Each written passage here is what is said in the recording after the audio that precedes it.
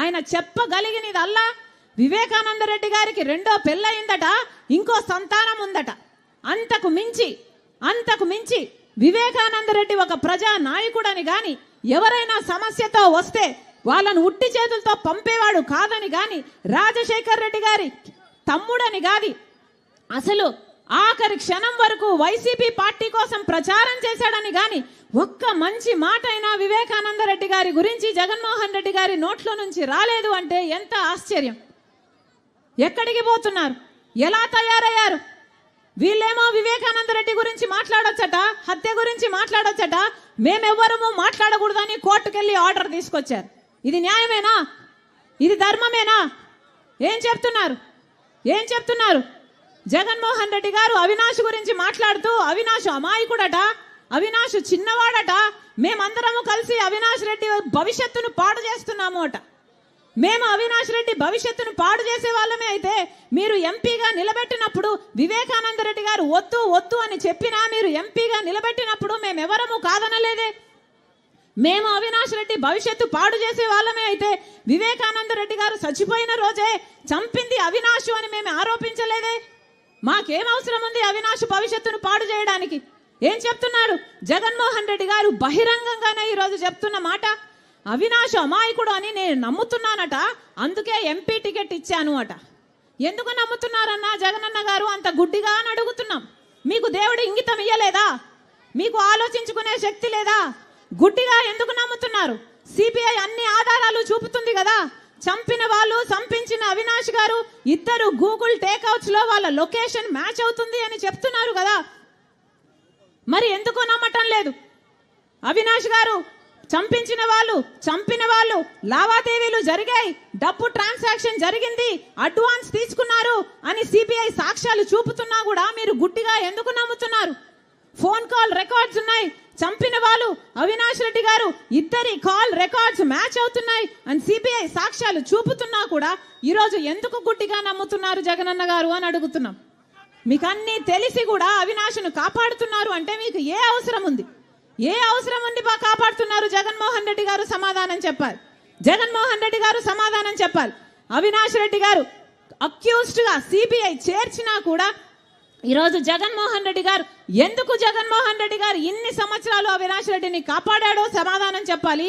జగన్మోహన్ రెడ్డి గారు మళ్ళీ అక్యూజ్డ్ గా ఉన్న అవినాష్ రెడ్డినే ఎందుకు టికెట్ ఇచ్చారో జగన్మోహన్ రెడ్డి గారు సమాధానం చెప్పాలి.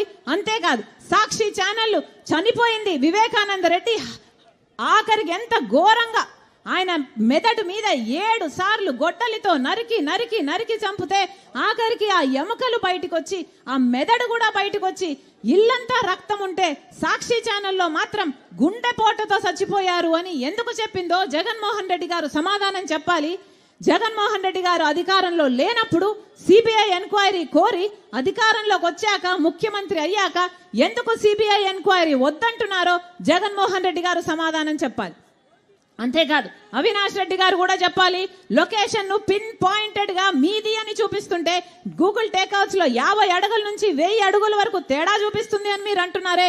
మరి తేడా చూపించకుండా మీ ఇంట్లోనే ఎందుకు చూపిస్తుందో అవినాష్ రెడ్డి సమాధానం చెప్పాలి. వాళ్ళే చెప్తున్నారే, రవీంద్రనాథ్ రెడ్డి గారు సాక్ష్యాలు తుడిచేస్తున్నారట, అవినాష్ రెడ్డి అమాయకంగా నిలబడి చూస్తున్నారట.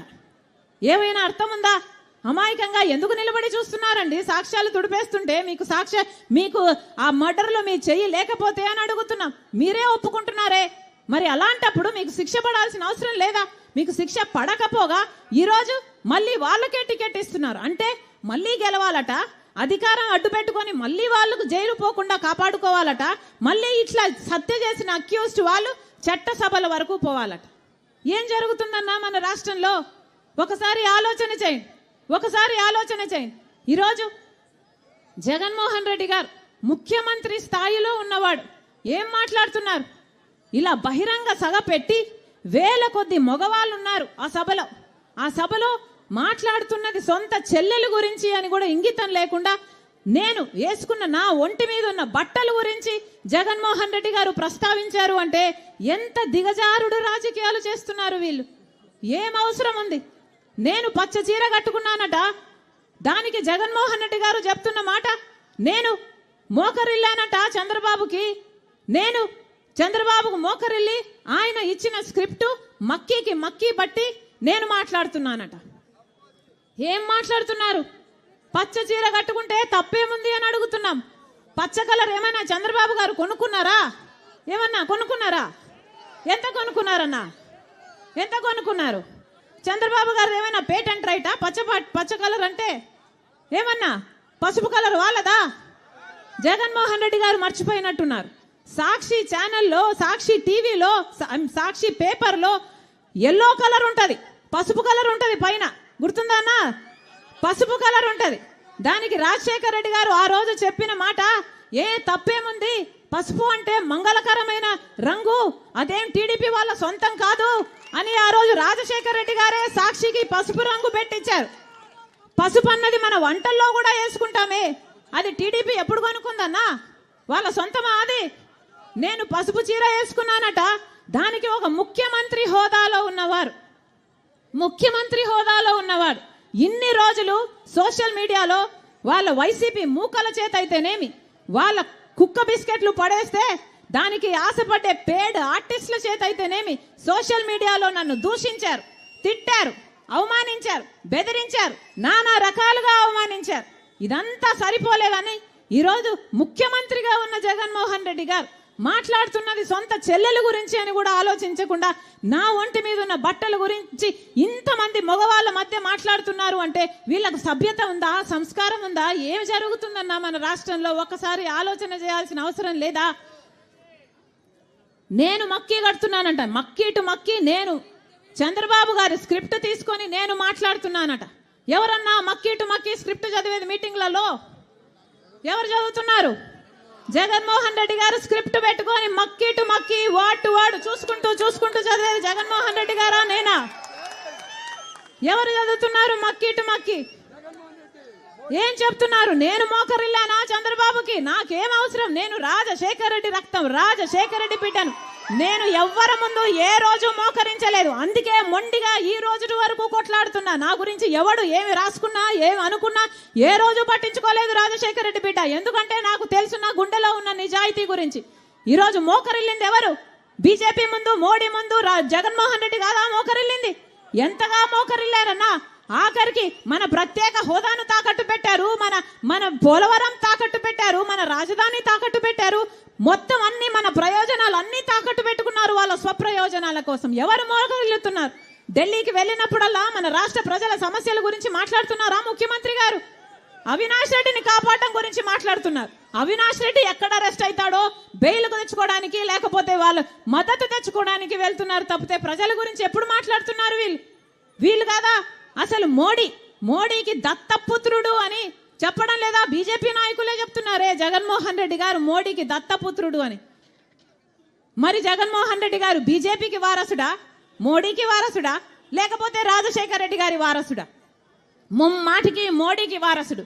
ఎందుకంటే రాజశేఖర రెడ్డి గారు బీజేపీని వ్యతిరేకించేవాడు. బీజేపీని వ్యతిరేకించిన నాయకుడు రాజశేఖర రెడ్డి గారు. అలాంటి బీజేపీకి జగన్మోహన్ రెడ్డి గారు మోకరిల్లుతున్నాడు అంటే ఈయన రాజశేఖర రెడ్డి గారి వారసుడు కాదు, ఈయన మోడీ వారసుడు. నిజానికి ఈయన మోడీ వారసుడు. ఆఖరికి మణిపూర్ గడ్డలో క్రైస్తవులను ఊచకోత చేసింది బీజేపీ పార్టీ, ఆర్ఎస్ఎస్ కలిపి. కనీసం అప్పుడైనా నోరిప్పాడా జగన్మోహన్ రెడ్డి గారు? సొంత మతం, మన మతం క్రైస్తవులను చంపేస్తున్నా అప్పుడు కూడా బీజేపీకే మద్దతు ఇచ్చాడే చట్టసభలలో. మరి ఈయన బీజేపీ వారసుడు కాక రాజశేఖర రెడ్డి గారి వారసుడు ఎలా అవుతాడన్నా? ఏం చెప్పాడు? నిండు సభలో నిలబడి నాకు అధికారం ఇచ్చింది ప్రజలకు మేలు చేయాలనుకుంటున్నాను, నేను బంధువులకు మేలు చేయడానికి కాదు నాకు అధికారం ఇచ్చిందని చెప్తున్నారే. అయ్యా జగన్మోహన్ రెడ్డి గారు, ఈరోజు మీకు బంధువులు ఎవరయ్యా? మీ అనుకున్న వాళ్ళు, కష్టాలలో మీతో నిలబడిన వాళ్ళు మీ బంధువులుగా ఇంకా మిగిలాలో లేరో ఒకసారి వెనక ముందు పక్క చూసుకోండి జగన్మోహన్ రెడ్డి గారు. ఈరోజు మీ బంధువులు ఎవరైతే బొత్స అనే ఆయన చట్టసభలో, నిండు సభలో రాజశేఖర రెడ్డి గారిని తిట్టాడు, రాజశేఖర రెడ్డి గారిని అవమానించాడు. అదే సభలో విజయమ్మ గారు అదే సభలో ఉంటే కన్నీళ్లు కూడా పెట్టుకుంది. అలాంటి వాడు బొత్స నా తండ్రితో సమానం అని చెప్పారు మీరు. ఆయన మీకు బంధువు. చెల్లెళ్ళు ఎవరూ లేరు ఇప్పుడు జగన్మోహన్ రెడ్డి గారితో. రాజశేఖర రెడ్డి గారిని తిట్టిన రోజా విడుదల రజని, వీళ్ళు ఈయనకు అక్కా చెల్లెళ్ళు. ఎవరు మీకు బంధువులు? ఎవరున్నారు మీ పక్కన? ఒకసారి చూసుకోవాలి జగన్మోహన్ రెడ్డి గారు. నేను ప్రజలకు మేలు చేయడానికి నాకు అధికారం ఇచ్చారు అంటున్నారే, మరి మీకు ప్రజలకు మేలు చేయాలి అన్న ఉద్దేశం ఉంటే ప్రత్యేక హోదా గురించి ఒక్క ఉద్యమమైనా ఎందుకు చేయలేదు 5 సంవత్సరాలుగా? పోలవరం ప్రాజెక్టు గురించి ఎందుకు కొట్లాడలేదు 5 సంవత్సరాలుగా? రాజధాని ఎందుకు కట్టలేదు 5 సంవత్సరాలుగా? పులివెందలో నిలబడి మాట్లాడుతున్నారే, కనీసం కడప స్టీల్ ఫ్యాక్టరీ ఎందుకు రాలేదో, ఎందుకు చేయలేదో కనీసం అదైనా ఆలోచన చేస్తున్నారా? మీరా రాజశేఖర రెడ్డి గారి గురించి మాట్లాడేది? ఇదే జగన్మోహన్ రెడ్డి గారు చెప్తున్నారే, Congress party CBI charge sheet లో రాజశేఖర రెడ్డి గారిని చేర్చింది అని. ఇంతమంది ముందు చెప్తున్నా, ఈరోజు సిబిఐ రాజశేఖర రెడ్డి గారి పేరును సిబిఐయో కాంగ్రెస్ తో చేర్చలేదు. రాజశేఖర రెడ్డి గారి పేరుని చేర్చింది నిజానికి జగన్మోహన్ రెడ్డి గారి లాయర్. జగన్మోహన్ రెడ్డి గారి లాయరే. రాజశేఖర రెడ్డి గారి పేరు నిజానికి సిబిఐలో లేకపోతే జగన్మోహన్ రెడ్డి గారు ఈ కేసులో నుంచి బయటపడడం చాలా కష్టము అని తెలిసి, రాజశేఖర రెడ్డి గారి పేరు ఉండకపోతే జగన్మోహన్ రెడ్డి గారు ఈ కేసులలో నుంచి ఎప్పుడు బయటపడ్డు అని రాజశేఖర రెడ్డి గారిని పేరును స్వయంగా జగన్మోహన్ రెడ్డి గారి లాయరే, సుధాకర్ రెడ్డి అనే లాయరే రాజశేఖర రెడ్డి గారిని చేర్చమని హైకోర్టులో, సుప్రీంకోర్టులో పిటిషన్ వేసి మరీ చేర్పించారు. దానికి ప్రతిఫలంగా ఈరోజు అదే సుధాకర్ రెడ్డికి జగన్మోహన్ రెడ్డి గారు అడిషనల్ అడ్వకేట్ జనరల్ పదవి కూడా ఇచ్చాడు. ఇది వాస్తవం కాదా? ఇది వాస్తవం కాదా? జగన్మోహన్ రెడ్డి గారు ప్రజలకు సమాధానం చెప్పాల్సిన అవసరం ఉంది. అంతేకాదు, మమ్మల్ని తిట్టిపోస్తున్నారే పగలు రాత్రి, ఒకసారి మిమ్మల్ని మీరు పరీక్ష చేసుకోండి. ఈరోజు సౌభాగ్యమ్మ సైతం ఎందుకు ఇచ్చారు టికెట్ నా భర్తను చంపిన వాళ్ళకి అని అంత ఆవేదనతో మీకు లెటర్ రాసినా కూడా మీ మనసు చెలించలేదు అంటే మీ ఛాతిలో ఉన్నది గుండెనా బండనా? ఒకసారి ఆలోచన చేసుకోవాలి అన్నా. ఇవన్నీ పక్కన పెడితే ఇది ఎలక్షన్ల టైం. ఇది మీ చేతిలో ఒక ఆయుధం ఉన్న టైం. మీరు ఈ సమయంలో ఒక నిర్ణయం తీసుకోవాల్సిన టైం. మీరు ఆలోచన చేసుకోండి. మీరు నిజం వైపు ఉంటారా లేక నేరం వైపు నిలబడతారా? మీరు ఆలోచన చేసుకోండి. చంద్రబాబు గారికి ఓటేసినా, జగన్మోహన్ రెడ్డి గారికి ఓటేసినా అది బీజేపీ పార్టీకి ఓటేసినట్టే. బీజేపీ పార్టీని రాజశేఖర రెడ్డి గారు ఎంత వ్యతిరేకించారో ఒకసారి గుర్తు చేసుకోండి. ఎందుకు వ్యతిరేకించారు? ఎందుకంటే బీజేపీ పార్టీ ఒక మతతత్వ పార్టీ కాబట్టి.